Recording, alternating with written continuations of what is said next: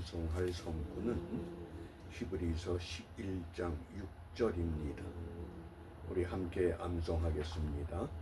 믿음이 없이는 기쁘시게 못하나니 하나님께 나아가는 자는 반드시 그가 계신 것과 또한 그가 자기를 찾는 자들에게 상 주시는 이심을 믿어야 할지니라. 아멘. 이 신약 성경에서 믿음이라고 하는 대표적인 단어가 피스티스. 이 피스티스의 그 어원이 페이도라는 동사에서 파생된 명사입니다. 페이도의 뜻은 확신을 가지게 한다, 이런 뜻입니다. 믿음은 뭡니까? 내가 믿는 그 내용을 확신을 가지고 가는 것, 그것이 믿음이라고 하겠습니다. 그러면 그 믿음을 우리가 매일 아침 하나님의 말씀을 읽고 묵상하고 나누면서 우리 삶의 적용을 바르게 해야만 온전한 믿음으로 열매를 맺을 수 있기 까닭에 이 아침에 오늘 우리가 읽어야 할 말씀이 이사야서 50장부터 52장입니다. 이 50장에서는 아주 중요한 예언을 말씀합니다. 그 내용이 장차 예수님께서 고난을 받으시고 순종하심으로 우리를 구원해 주실 것을 선포하는 내용입니다. 그래서 고난받는 종의 사명이 어떤 것인가? 그러므로 선지자 이사야는 너희들이 너희 죄 때문에 팔린 것이 아니냐, 죄가 없어서 팔린 것이 아니다, 그렇게 깨우치십니다. 그리고 51장에서는 이제 우리를 위로하시고 우리를 구원하실 것을 소망을 갖고 믿으라고 권면합니다. 왜냐하면 너희들이 오직 하나님만을 바라보고 하나님만을 듣고 사람의 소리나 사람의 회방이나 사람의 비방, 그것은 두려워할 것이 아니라고 단호하게 깨우칩니다. 그러면서 이제 52장에서는 예루살렘이 회복되는 구원의 기쁜 소식을 말씀합니다. 너희들이 값없이 바벨론의 포로가 됐지만은 나는 너희들을 돈 없이, 돈 받지 않고 구원해 줄 것이다, 속량할 것이다, 이렇게 말씀하십니다. 오늘 우리가 이렇게 자유롭게 우리의 삶의 터전에서 온라인상으로 찬송 부르며 말씀을 나누며 기도할 수 있는 것, 이게 뭡니까? 이미 우리를 위해서 속량의 은혜를 베풀어 주신 그 은혜 때문인 줄 압니다. 그러므로 오늘 함께 묵상할 주제가 이사야서 50장 4절에 소개되는 말씀입니다. 주 여호와께서 학자의 혀를 내게 주사 나로 곤핍한 자를 말로 어떻게 도와줄 줄을 알게 하시고 아침마다 깨우치시되 나의 귀를 깨우치사 학자같이 알아듣게 하시도다. 이 학자의 혀, 우리 한글 성경 번역이 조금은 좀 미흡합니다.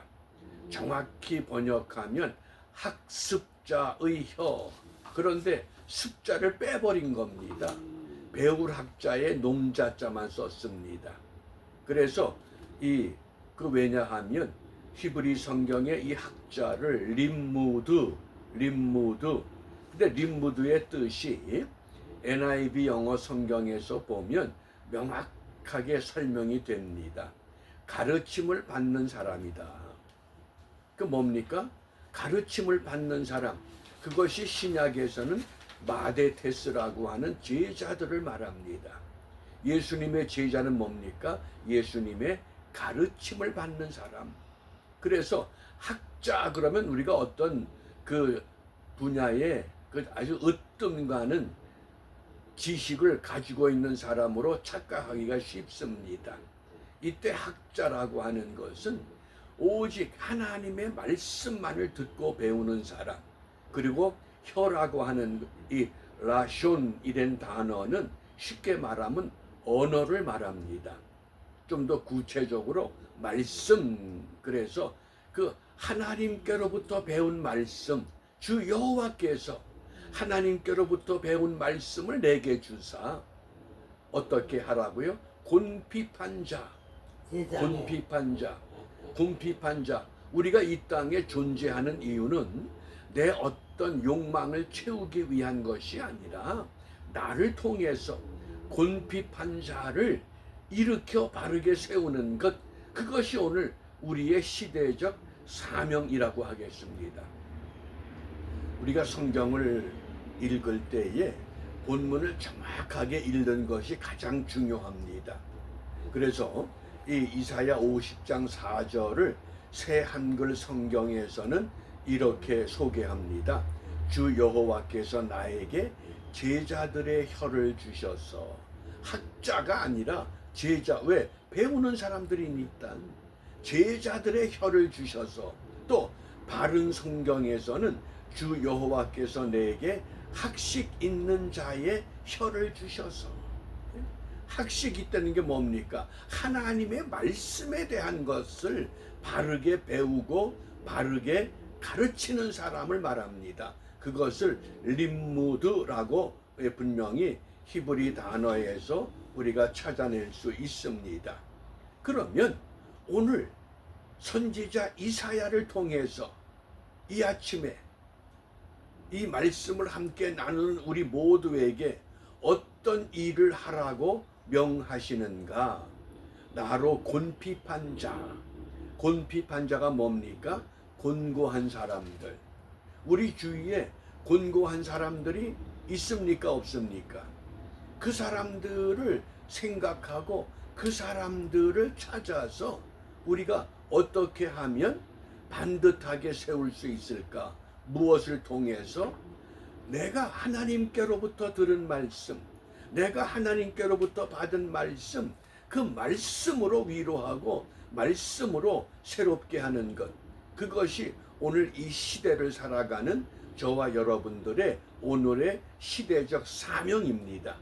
내 주위에 곤핍한 자가 누군가? 어떤 사람은 병으로 인해서, 어떤 사람은 사고로 인해서, 어떤 사람은 사업의 실패로 인해서 다양한 사람들이 있습니다. 인간관계의 절망에 의해서 사람마다 그런 그 아픔을 가지고 있는데, 그런 곤핍한 자, 그들을 어떻게 하라고요? 말로 어떻게 도와줄 줄을 알게 하시고, 먼저 그들을 위해서 기도할 때 하나님이 나에게 생각을 주십니다. 어떻게 도와줄까? 그래서 이 히브리 원문에서 이 말씀을 번역하면 제철에 맞는, 우리가 흔히 그러죠. 음식을 먹을 때, 과일을 먹을 때 제철의 과일, 제철의 채소, 그것을 먹는 것이 건강에 가장 바람직하다. 또는 상황에 맞는 그런 의미입니다. 이것이 좀 더 확산되면 영적으로 죄와 사망에서 구원하는 말을 우리가 배워야 됩니다. 내가 먼저 은혜 받았다는 건 뭐냐?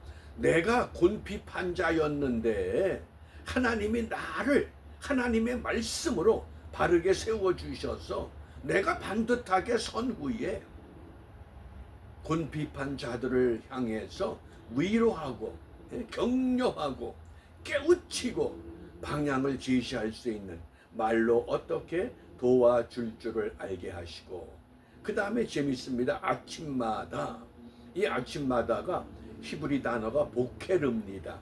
그런데 좀 더 정확히 번역하면 새벽 여명, 그런 뜻입니다. 새벽에 우리를 깨우쳐 주시는데 어떻게 깨우치시느냐? 나의 귀를 깨우치사. 우리 귀가 열려야 됩니다. 입을 열기 전에 먼저 귀를 열어서 어떻게 학자같이 알아듣게 하시도다. 먼저 내가 정말 철저하게 하나님의 말씀에 귀를 잘 기울일 수 있는, 그 제가 이 오다 나라치 목사, 한국식 이름으로 전영복 목사입니다. 이 목사님이 왜 성을 전시로 했느냐, 한문에 밭전자를 씁니다. 온전 전자가 아닙니다. 밭전자의 전영복 목사님인데 길령자의 복복이다. 근데 왜 밭전자를 쓰느냐? 밭전자를 보셔요. 입구라고 하는 문자에 그 안에 뭐가 있습니까? 십자가가 있습니다.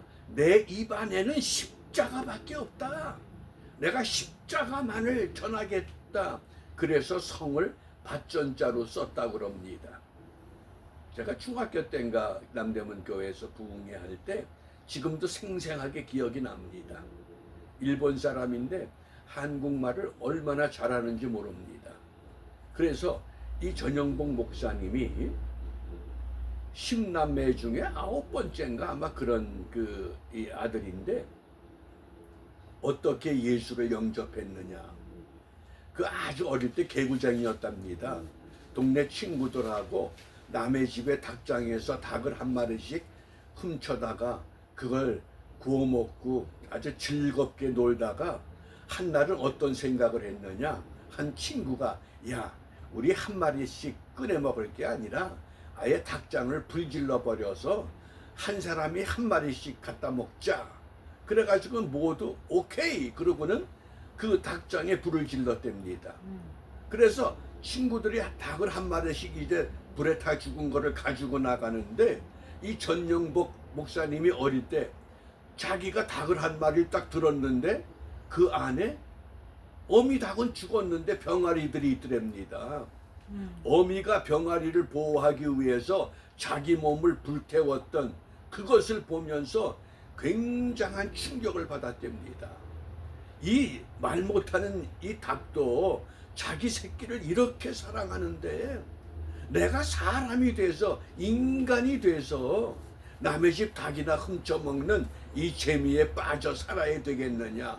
그게 동기가 돼서 예수를 만나는, 예수를 영접하는 그런 은혜를 받고 5.16 민족문화상을 정부에서 수여한다고 그럴 때에 그걸 거부한 목사입니다. 일본 사람인데 5.16 민족상을 주겠다 그러니까 그것을 거절하는 이유가 우리를 놀랍게 합니다. 내가 이 땅에서 상을 받으면 주님 앞에 가서 상 받을 게 없기 때문에 나는 그 상을 받지 못하겠습니다. 그리고 5.16 민족상, 그것도 일본 사람한테 특별히 정부가 제공하는데 그걸 거부했다고 하는.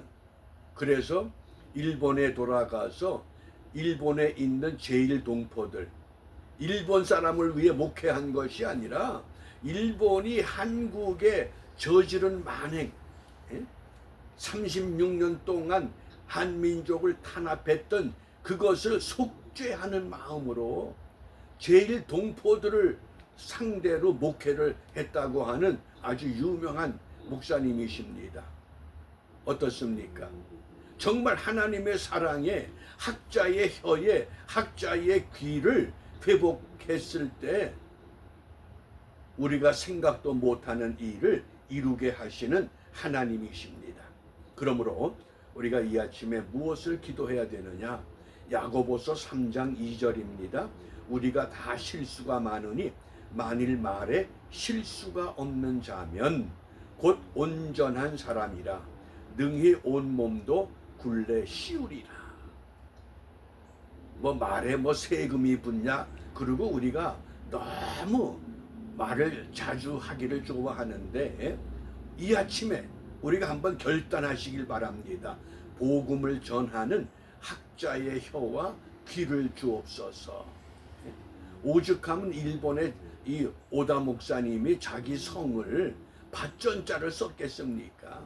내 입에는 십자가 외에는 두지 않겠다. 그 베스데이라고 하는 작가의 새 황금문이라고 하는 시가 있습니다. 그 시에 보면 우리가 말할 때 거쳐야 할 문이 세 가지 문이라 그러는 겁니다. 세 가지 문이 어떤 문이냐? 첫 번째, 이것이 참말인가? 정말 이것이 사실인가?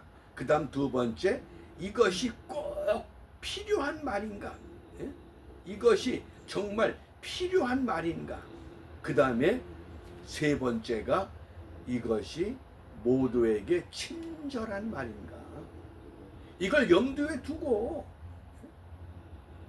우리가 어떤 말을 하든지 하나님과 사람 앞에 부끄러움이 없는 믿음의 삶을 결단하는 복된 하루가 되시기를 바랍니다. 기도